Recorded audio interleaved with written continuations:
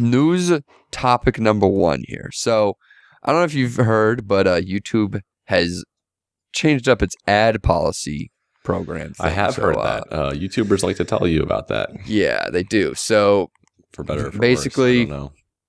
There was a video of a guy who was stabbing police-issued tactical vests with different knives and saying, like, yo, some of these vests are pretty weak. We should, they need to change. And YouTube was like, oh, that's bad. And then a bunch of advertisers said, oh, that's really bad. We're taking our ads completely off YouTube till our ads are no longer on videos like this. And so everyone's being affected by it. Advertisers are spread thin, which means like the excuse me. You're right. I'll cut buddy? that out. You're right. I'll cut that out. So Okay. no, I won't. But so advertisers are spread thin, which means that you get less money per video and whatnot. And this is heavily affected actually WCPW, who we've mentioned on the podcast before. They're a unique bunch. We've said good and bad things about them. But basically, yeah, they had to cancel their weekly show, and yeah, it's been putting a strain on everybody. And then they had a free show called Fight Back, which was supposed to be like, jeez, which is supposed to be like a thing fighting back against YouTube's policies, and that got completely removed off YouTube. So that was a bit of a shocker. That doesn't even have anything to do with advertisements. I think that's just a copyright thing. That's what's just funny. It's just weird. It's odd timing, and they got a strike for it too, as in like copyright strike. Oh, and you can only get 3 of those before your channel's bye. Nothing in that was really copyrighted, though, I would imagine. I think it was a computer somewhere, and there's a lot of people who upload episodes of TV shows or entire TV shows apparently, and they just put full show or full episode, full match, and I think there are just little detectors in whatever they're doing to try to find copyright claimed stuff or stuff to claim, and they just saw full show and like boom. And I think it's really unfortunate because I really think YouTube and whatever they have going on is way too, it's guilty before you're proven innocent, and that's not how it should be. They will flag you, they will strike you before they even know what's going on, because apparently that's better for the copyright holders. That's better, and I'll make the copyright holders happy because they're like, oh cool, we know YouTube is taking our stuff off here for us. And that keeps them out of the water too, because then those companies are going to get mad at YouTube because they're like, hey, my show is everywhere. What is going on? But it's really hard. There are millions, billions of hours of videos on YouTube. There is so much content. It's not really easy for this company to, just be a police for this. But I really think there needs to be a better way. And I think channels should have communication. Channels should know what's going on, and channels should be able to fight back. I did not mean to say that was really cringy, but hey, you did it. No, I did. I literally had no plans on doing that. I don't watch WCPW, so I didn't even remember what it was called. But yeah, it needs to be, the channels need to be working directly with YouTube, or else they're going to leave. And if, channels like H3H3, a big YouTube channel, if they go to Twitch, which they're starting to do, they have a thing called the H3H3 show that they stream on Twitch. I don't know how often. God damn, this has ruined my thunder.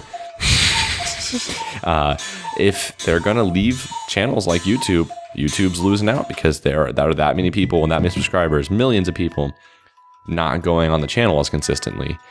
And this is affecting something like WCPW, where they're getting their ad revenue off people wanting to watch their matches. And in the past, it's cost money. And that's probably where the most of the revenues come from, is this What Culture Plus or Extra app, where people pay to watch these.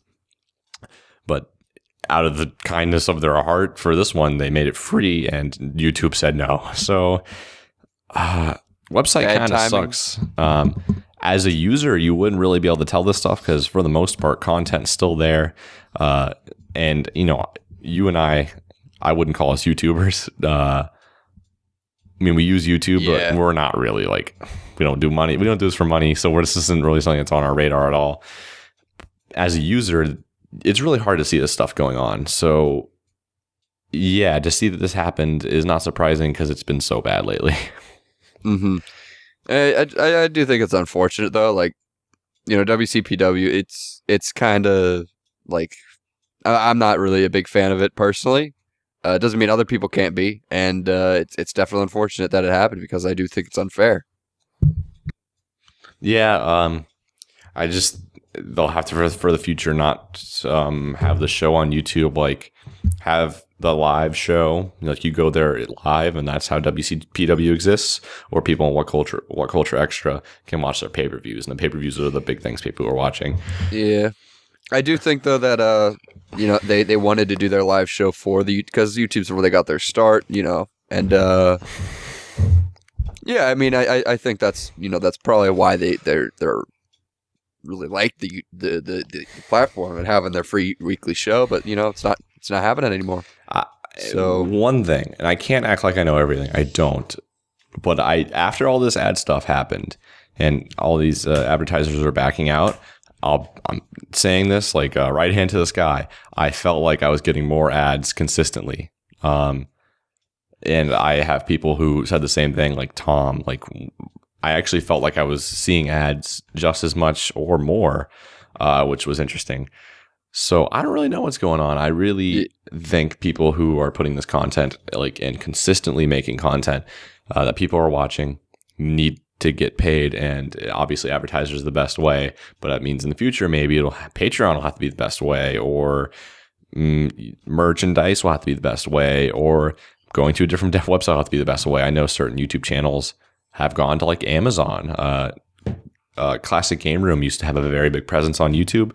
He put all this stuff on Amazon. He said he gets views, and that's how he's existing right now.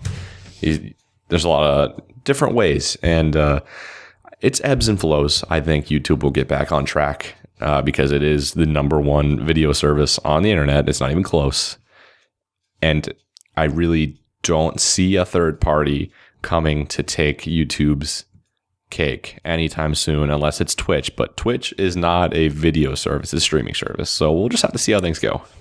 Well, whenever you have a surplus of advertisers leave, you still have the same amount of ads because monetization's still enabled for you. But yeah, the amount of money that advertiser pays YouTube does not change. Therefore, the advertisers spread thin, which means that you just get less money. It's the same amount of ads. There's just not as much. The CPM, which is how much money you get per ad, it just goes down. So it's if you're getting more ads, that's pretty much normal.